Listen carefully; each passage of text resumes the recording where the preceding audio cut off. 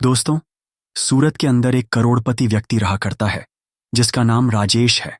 और राजेश जो कि कई कंपनियों का मालिक है और उन्होंने अपनी सारी कंपनियों पर मैनेजर कर रखे हैं, जो मैनेजर पूरा लेखा जोखा उसे घर पर ही दिखा दिया करते हैं। यानी कि रुपए पैसों को उसके पास कोई भी दिक्कत नहीं है। अच्छी तरह से उसका समय व्यतीत हो रहा है। वह घर पर अपने परिवार के साथ रहा करता है। उसका एक लड़का है जिसकी उम्र 16 साल है। एक दिन सुबह सुबह वह अपने घर के गार्डन में बैठकर बार पढ़ रहा था और साथ में चाय की चुस्कियां ले रहा था। तभी अचानक से उसके बेटे का एक दोस्त उससे मिलने के लिए आता है। राजेश बैठा बैठा अपने बेटे और उसके दोस्त को देख रहा था और देखने के बाद उसे अपने एक दोस्त की याद आ जाती है। इसके बाद जो राजेश होता है वह अपने दोस्त से मिलने का फैसला करता है और घर के अंदर जाकर अपनी पत्नी से सामान पैक करने के लिए कहने लगता है और कहता है कि हमें अपने दोस्त से मिलने के लिए जाना है। तो उसकी पत्नी उसे पूछने लगती है कि कौन सा दोस्त और किससे तुम मिलने जा रहे हो। तो वह कह देता है कि मैं अपने दोस्त मोहनलाल से मिलने के लिए जा रहा हूं। इस नाम को सुनते ही उसकी पत्नी एकदम से इस बात के लिए तैयार हो जाती है और कहने लगती है कि ठीक है, मैं सामान पैक कर लेती हूं और हम दोनों चलेंगे। उनसे मिलने के लिए पत्नी सामान पैक करने लगती है, लेकिन तभी जो राजेश होता है वह बाहर आता है और बाहर आकर अपने बेटे से भी तैयार होने के लिए कहने लगता है। अब बेटा पूछता कि पिताजी हम कहाँ जा रहे हैं, तो वह कहता है कि एक खास आदमी है और उससे तुम्हें मिलना है। इस बात को सुनकर बेटा कहने लगता है कि पिताजी आप चले जाओ, लेकिन पिता कहता है कि नहीं बेटा, तुम्हारा उससे मिलना जरूरी है। इसके बाद बेटा भी अपने पिता के साथ जाने के लिए तैयार हो जाता है और सभी लोग तैयार होकर वहां से निकलने लगते हैं। धीरे धीरे सफर तय होता है और सफर तय करने के बाद वह लोग सीधा बिहार पहुंच जाते हैं। अब बिहार आने के बाद जो राजेश नाम का व्यक्ति होता है वह वहीं के एक नज़दीकी बैंक में जाता है और बैंक से लगभग 10 से 12 लाख रुपए निकाल लेता है। मैं बैठने के बाद इस सफर को दोबारा से तय करने लगता है। अब जैसे ही बेटा देखता है कि पिता ने ढेर सारे पैसे निकाले हैं, तो वह उससे पूछने लगता है कि पिताजी आपने इतने सारे पैसे क्यों निकाले हैं। इस बात को सुनकर पिता मुस्कुराने लगता है और कहने लगता है कि बेटा इन पैसों की जरूरत है, किसी का मुंह पर कर्ज है और उस कर्ज को मुझे चुकाना है। अब ये बात बेटे को बिल्कुल भी हजम नहीं होती है, क्योंकि उसके पिता काफी पैसे वाले थे, तो उनके ऊपर किसी का कर्ज होना बिल्कुल भी पॉसिबल नहीं था। तो वह कहने लगता है कि पिताजी आप क्यों मेरी टांग खिंचाई कर रहे हो, आपके ऊपर भला किसका कर्ज है। तो वह कहने लगता है कि ठीक है बेटा, अगर ऐसी बात है तो मैं तुम्हें एक छोटी सी कहानी सुनाता हूं। उस कहानी को सुनने के बाद बताना कि मुझ में पर कर्ज है या नहीं है। तो बेटा भी इस कहानी को सुनने के लिए उत्सुक हो जाता है और माँ इस बात को देखकर समझ गई थी कि अब उसका पति अपने बेटे को कौन सी कहानी सुनाना चाहता है। तो इसी वजह से गाड़ी में बैठी बैठी वह मुस्कुराती रहती है और पिता अपने बेटे को कहानी सुनाने लगता है। वह कहता है कि बेटा, समय था 1990 का। 1990 के दशक में हम लोग बिहार के अंदर रहा करते थे और मेरी शादी होने वाली थी। लेकिन मेरा एक दोस्त था जिसका नाम था मोहनलाल। मोहनलाल की पहली शादी हो चुकी थी और उसको 2 बच्चे भी थे, एक लड़का और एक लड़की। बड़ा लड़का था और छोटी लड़की थी। वैसे तो मेरा नाम राजेश है, लेकिन मेरे दोस्त मोहनलाल और उसकी पत्नी मुझे प्यार से नन्हे नन्हे कहा करते थे और मुझे छोटे भाई की तरह प्यार दिया करते थे। सब कुछ अच्छी तरह से चल रहा था। मैंने पढ़ाई लिखाई कर ली थी और मैं किसी रोजगार को ढूंढ रहा था कि मुझे कोई अच्छा सा रोजगार मिल जाए जिससे मैं अपनी जिंदगी को अच्छी तरह से व्यतीत कर सकूं। उसी दौरान हमारे अड़ोस पड़ोस वाले मेरी शादी की चिंता करने लगते हैं, क्योंकि मेरे माता पिता तो मुझे बचपन में ही छोड़कर चले गए थे और उसके बाद से मैं इधर उधर अड़ोस पड़ोसियों के यहीं पर टाइम बिताया करता था। लेकिन सबसे ज्यादा मैं मोहनलाल के यहाँ पर टाइम बिताया करता था। वह मेरा अच्छे से ख्याल रखा करता और बड़े भाई की तरह मुझे हर बात को समझाया करता। अब जब अड़ोस पड़ोस वाले शादी के लिए कहते हैं तो मैं भी अपनी शादी कर लेता हूं। लेकिन शादी के बाद मुसीबतें आनी स्टार्ट हो जाती हैं, क्योंकि शादी के बाद अब मैं अकेला तो रह नहीं गया था। मुझे घर बसाना था और घर के अंदर घर को चलाने के लिए पैसे चाहिए और मेरे पास बिल्कुल भी पैसे नहीं थे। मैं इन्हीं सब अड़ोस पड़ोस वाले शादी के लिए कहते हैं तो मैं भी अपनी शादी कर लेता हूं। लेकिन शादी के बाद मुसीबतें आनी स्टार्ट हो जाती हैं। क्योंकि शादी के बाद अब मैं अकेला तो रह नहीं गया था। मुझे घर बसाना था और घर के अंदर घर को चलाने के लिए पैसे चाहिए, और मेरे पास बिल्कुल भी पैसे नहीं थे। मैं इन्हीं सब बातों से बहुत ज्यादा परेशान रहा करता, और जब भी मैं मोहनलाल से इन बातों को किया करता तो वह कुछ ना कुछ सहारा मुझे दे दिया करता और कहा करता कि तू चिंता मत कर, मैं हूं तेरे साथ। इन सभी बातों से मैं काफी ज्यादा परेशान हो गया था और अब मुझे कुछ बड़ा करना था। इसीलिए मैं सोचता हूं कि मैं कहीं बाहर चला जाऊं और वहां पर रहकर मेहनत मजदूरी करके अपना भरण पोषण करूं। मैं बाहर जाना चाहता था, लेकिन बाहर जाने के लिए भी पैसे लगते हैं और मेरे पास बिल्कुल भी पैसे नहीं थे। इसके बाद लगभग 1972 में मैं अपने दोस्त मोहनलाल के पास जाता हूं। वहां पर उनकी पत्नी शारदा भी बैठी हुई थी और हम दोनों पति पत्नी उनसे बातें करने लगते हैं। बातों ही बातों में मैं उसे बता देता हूं कि मुझे बाहर जाना है और बाहर जाने के लिए मुझे कुछ पैसों का इंतजाम करना है। मैं उनसे कहता हूं कि यार ऐसा कर, मेरी जमीन को बेच दे और उससे मुझे जो भी पैसे मिलेंगे उन पैसों से मैं अपना रोजगार चला लूंगा। लेकिन तभी मोहनलाल और उसकी पत्नी कहने लगते हैं कि अरे ऐसी कौन सी बात हो गई जो तू जमीन को बेचने की बात कर रहा है, और वैसे भी उस टाइम पर जमीनों का इतना भाव नहीं था, जमीनों को लेकर भी राजी नहीं था। तो इसी वजह से वह लोग कहने लगते हैं कि तुम चिंता मत करो, तुम्हें कितने पैसे चाहिए। तो मैं उनको बताता का इंतजाम हो जाए तो बहुत ही अच्छी बात है। उन पैसों से मैं अपना रोजगार चला सकता हूं। इसके बाद अपनी पत्नी के कुछ जेवर उसके पास रखे हुए थे, उन जेवर को लेकर एक सुनार के पास जाता है और वहां उन जेवर को गिरवी रख देता है, और जो पैसे उसे मिलते हैं उन पैसों को लाकर मेरे हाथ में थमा देता है। अब मैं जैसे ही अपने हाथ में पैसे देखता हूं तो अपने दोस्त से पूछने लगता हूं कि कहां से लेकर आए हो। तो वह बता देता है कि इसी तरह से तुम्हारी भाभी के जेवर मैंने गिरवी रख दिए हैं और बाद में मैं पैसा कमाकर उन्हें छुड़ा लूंगा। तुम कैसी भी चिंता मत करो और अपनी जिंदगी को अच्छी तरह से व्यतीत करो। ये तुम्हारे पास पैसे हैं और इन पैसों को तुम्हें कभी भी देने की जरूरत नहीं है। मैं तुम्हारा दोस्त हूं और इतना हक तो मेरा बनता ही है।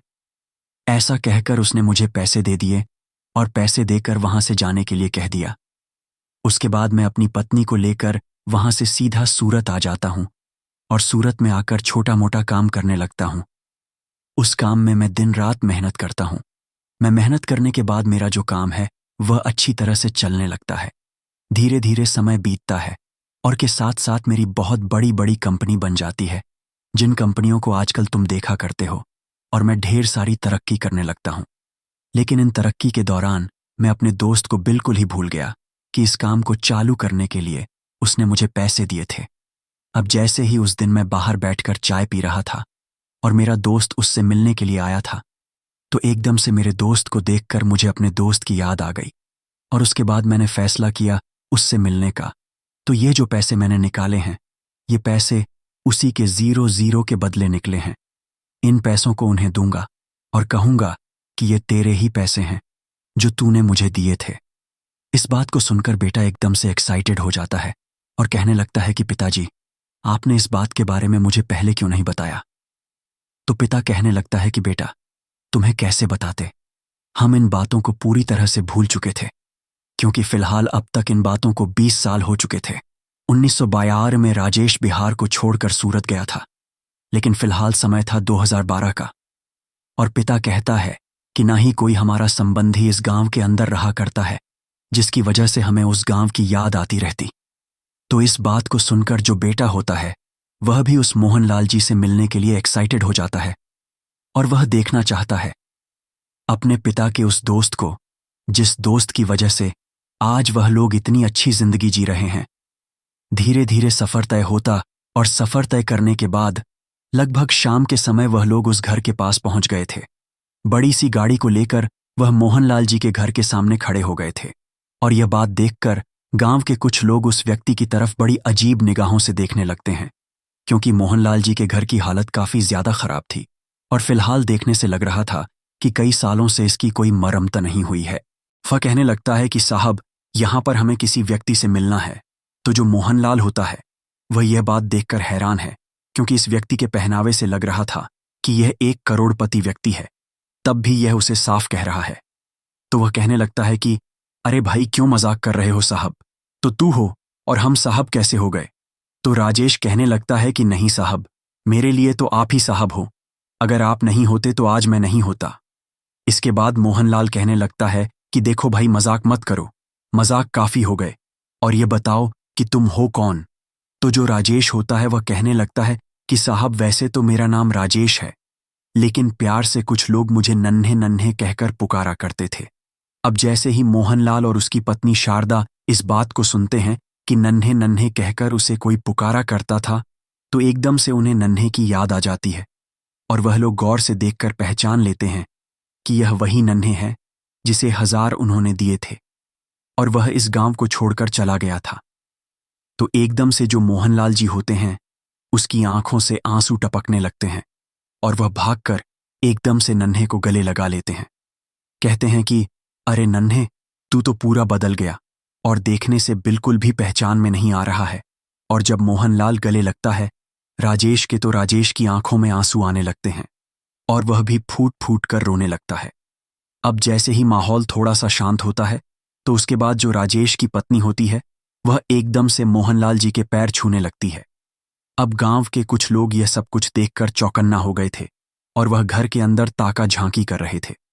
जैसे ही वह देखते हैं कि वह करोड़पति व्यक्ति गाड़ी में बैठकर उनके घर पर आया है और उसके बाद उसकी पत्नी इन गरीब लोगों के पैर छू रही है, तो वह लोग हैरान हो जाते हैं और घर की दीवारों से कान लगाकर सुनने लगते हैं। तभी जो मोहनलाल जी की पत्नी होती है वह कहने लगती है कि अरे इसी तरह से खड़े खड़े बात करोगे या इनको बैठने के लिए भी पूछोगे। इसके बाद जो मोहनलाल जी होते हैं उन सभी को बिठाते हैं और बिठाने के बाद उनसे हालचाल पूछने लगते हैं। तो जो राजेश होता है वह मोहनलाल जी को अपने बारे में पूरी बातें बताता है और कहता है कि गुजरात के सूरत में मेरी बहुत बड़ी बड़ी कंपनियां हैं और वहां पर रहकर मैं बहुत अच्छी जिंदगी जिया करता हूं। लेकिन तुम बताओ, तुम्हारा क्या हालचाल है और यह आप लोगों ने अपना क्या हाल बना रखा है। इस बात को सुनकर मोहनलाल और उसकी पत्नी एकदम से खामोश से हो जाते हैं और उनके चेहरे पर मायूसी साफ साफ दिखाई देने लगती है। तभी जो राजेश होता है वह मोहनलाल का हाथ अपने हाथ पर रखता है और कहता है कि दोस्त, तू बेशक से मेरा दोस्त है, लेकिन तू मेरे लिए बड़े भाई से कम नहीं है, क्योंकि शायद अगर तू मेरी उस टाइम पर मदद नहीं करता तो मैं इतना बड़ा व्यापारी नहीं बन पाता और मेरे इतने बड़े बिजनेस नहीं हो पाते। अगर तुम्हें कैसी भी कोई समस्या है तो तुम बेझिझक होकर मुझे बता सकते हो, आखिर क्या हुआ है ऐसा जो तुम्हारी हालत ऐसे है। तो उसके बाद जो मोहनलाल जी होते हैं वह अपने बारे में उसे बताने लगते हैं। कहते हैं कि जब तू यहां से चला गया था तो हमने 0-0 रप दे दिए थे। तो उसके बाद हम दोनों पति पत्नी मेहनत करते हैं और मेहनत करने के बाद उन जवरों को तो छुड़ा लेते हैं, लेकिन धीरे धीरे परिवार के अंदर बहुत कुछ चेंज होने लगता है। मेरी तबीयत खराब होने लगती है, बच्चे बड़े होने लगते हैं, उनकी पढ़ाई लिखाई का खर्चा, और साथ में बेटी जवान होने लगती है। धीरे धीरे मैं बीमार रहने लगा और बीमारी के कारण मुझसे कमाने के लिए नहीं जाया जाता है। मेरा बेटा जो कि बाहर मेहनत मजदूरी किया करता है और मेहनत मजदूरी करने के बाद परिवार की आर्थिक स्थिति को मजबूत करना चाहता है, लेकिन कैसे भी कर ले, इतना पैसा वह कहां से जोड़ सकता है। जो भी पैसे कमाया करता है उन पैसों से घर का खर्च चला करता है और साथ में मेरी बीमारी का इलाज भी हुआ करता है। मैंने अपनी बेटी को उसके मामा के यहां पर छोड़ रखा है ताकि घर का खर्च कुछ कम हो सके। और इन बातों को बताते हुए मोहनलाल जी एक एक बार फिर से फूट फूट कर रोने लगते हैं और उनकी पत्नी शारदा की आंखों में भी आंसू आ जाते हैं। तो राजेश और उनकी पत्नी दोनों उनको संभालते हैं और उसके बाद उस ब्रीफ केस को, जिस ब्रीफ केस के अंदर ढेर सारे रुपए थे, उसको उनके सामने रखते हैं और कहते हैं कि देखो, मैं तो तुम्हारा कर्ज चुकाने के लिए तुम्हारे पैसों को लेकर आया था, लेकिन लगता है अब तुम्हें इनकी कोई भी जरूरत नहीं है। इसके बाद मोहनलाल कहने लगता है, अरे भाई, मैंने तुमसे कह तो दिया था कि यह कोई कर्ज नहीं है, ये तो हमारा प्यार है जो हमने तुम्हारे लिए किया था, वह हम यहीं पर। ठीक है, तू ही वहीं पर बना रह और कोई भी कैसी भी दिक्कत नहीं है। अब जो मोहनलाल का बेटा है वह अभी तक भी संतुष्ट नहीं है और उसे नहीं पता कि यह कौन है और यहां पर क्या कर रहा है और इतना बड़ा बिजनेसमैन होकर मेरे पिता के पास क्या कर रहा है। तो उसके बाद में पूछ ही लेता है कि अंकल जी, आप हो कौन और हमें अपने साथ ले जाने के लिए क्यों कह रहे हो? तो जो राजेश होता है वह उसे बता देता है कि बेटा, मैं इसी तरह से तुम्हारे पिता का दोस्त हूं और इसी गांव का रहने वाला हूं। अब गांव वाले जो बाहर से इस बात पर निगाह हटाए हुए थे, उन लोगों को भी पता चल जाता है कि यह कौन है और यहां पर क्या कर रहा है। तो गांव के कुछ गंवार लोग वहां पर आते हैं और आने के बाद उससे अपनी जान पहचान बढ़ाने लगते हैं। राजेश इन सभी बातों को समझ गया था और वह कहने लगता है कि ठीक है, आप जो भी कह रहे हो वह सभी बातें ठीक हैं, लेकिन फिलहाल मुझे अपने दोस्त को अपने साथ ले जाना है। तो राजेश का दोस्त मोहनलाल कहने लगता है कि भाई, अभी तो रात हो गई है, कल सुबह देखते हैं। आज रात तुम यहीं पर रुको और कल सुबह देखते हैं कि क्या होना है। ऐसा कहकर मोहनलाल राजेश के परिवार और राजेश को वहीं पर रोक लेता है और रात भर वह आपस में एक दूसरे से बातें करते रहते हैं। रात भर में उन लोगों ने तय कर लिया था कि वह लोग वहीं पर चले जाएंगे और वहीं पर अपनी आगे की जिंदगी बिताएंगे। दूसरे दिन सुबह सुबह जो राजेश होता है, पूरे परिवार को लेकर वहां से सूरज अपने घर में आ जाता है और वहीं पर उन्हें आदर सम्मान के साथ रखने लगता है। राजेश ने मोहनलाल की बेटी की शादी एक बहुत ही बड़े घर में तय कर दी थी और बेटे को कंपनी के अंदर बहुत बड़ा मैनेजर बना दिया था। कुछ दिनों बाद मोहनलाल के बेटे की भी शादी हो जाती है और शादी होने के बाद उसकी जो पत्नी आती है वह भी उसी घर के अंदर रहने लगती है। इसके बाद मोहनलाल का बेटा अपने लिए एक अलग से मकान खरीदता है और उसके अंदर अपनी पत्नी के साथ रहने लगता है। मोहनलाल और उसकी पत्नी शारदा कभी अपने दोस्त के यहां पर रहा करते तो कभी अपने बेटे के यहां पर रहा करते हैं और अच्छी तरह से अपने समय को व्यतीत करते हैं। अब गांव वाले भी जान चुके थे कि हमारे यहाँ का एक व्यक्ति वहां पर बहुत बड़ा व्यक्ति बन गया है, तो गांव से भी कुछ लोग उसके पास आने लगते हैं अपने अपने बच्चों की सिफारिश लेकर और कहते हैं कि हमारे बच्चों को भी कंपनी में काम दे दो ताकि वह भी अपने भविष्य को बेहतर कर सके। तो वह गांव के कुछ व्यक्तियों को वहां पर लगा लेता है और हंसी खुशी अपना जीवन व्यतीत करता है। और फिलहाल 2014 में मोहनलाल जी की मौत हो चुकी है। उसका बेटा सूरत के अंदर वहीं पर रहा करता है और उसके 3 बच्चे हैं। राजेश के बेटे की भी शादी हो गई है और शादी होने के बाद उसके 2 बच्चे उसके साथ रहा करते हैं। राजेश का बेटा और मोहनलाल का बेटा भी इसी तरह से एक दूसरे के अच्छे मित्र हैं और मोहनलाल का बेटा राजेश के बेटे को छोटा भाई समझा करता है। तो दोस्तों, ये थी आज की कहानी। आप लोगों को कहानी कैसी लगी कमेंट बॉक्स में बता।